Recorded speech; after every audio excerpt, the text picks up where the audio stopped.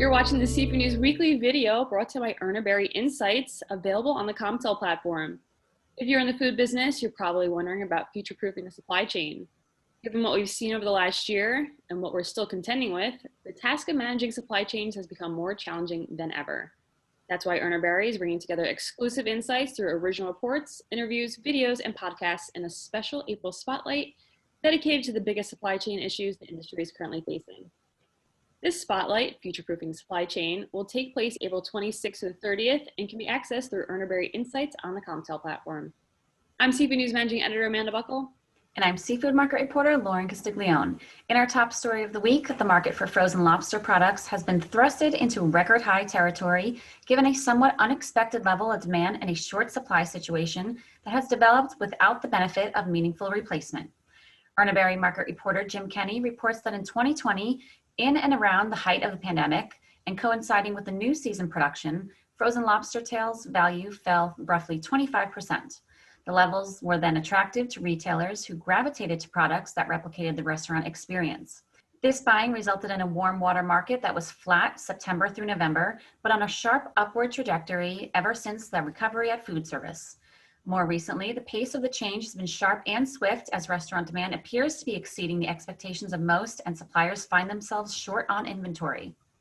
In other news, Pesca, Chile's National Fisheries and Aquaculture Service, announced this week that 95% of the total mortality of salmon related to the harmful algae blooms has been removed from the affected areas in Los Lagos and Isen region. As of Monday, Pesca says that an approximate 5,339 tons of mortality has been verified in both regions. Of that figure, 2,825 tons has been removed from the Los Lagos region, and the remaining 2,514 tons from the Isen region. Pesca says that they've already issued all the necessary authorizations for the remaining 5% that need to be removed. It's believed that there is a total mortality of 5,595 tons. Meanwhile, Maryland Governor Larry Hogan is urging federal officials to make more H-2B visas available to help Maryland's $355 million seafood industry and supply chain.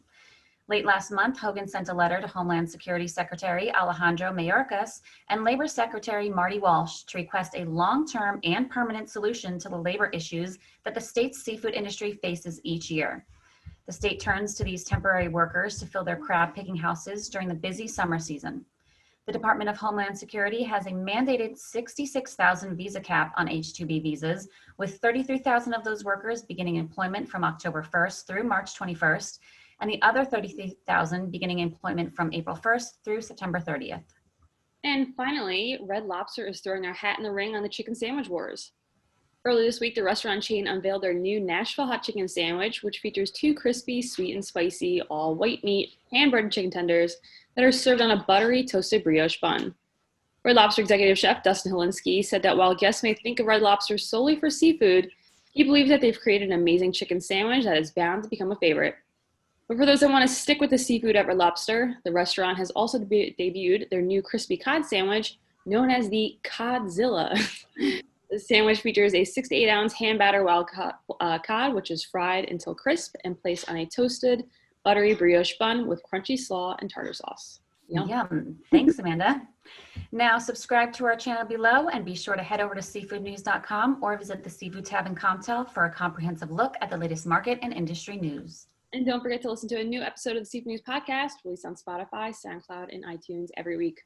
Thanks for watching, and you be well.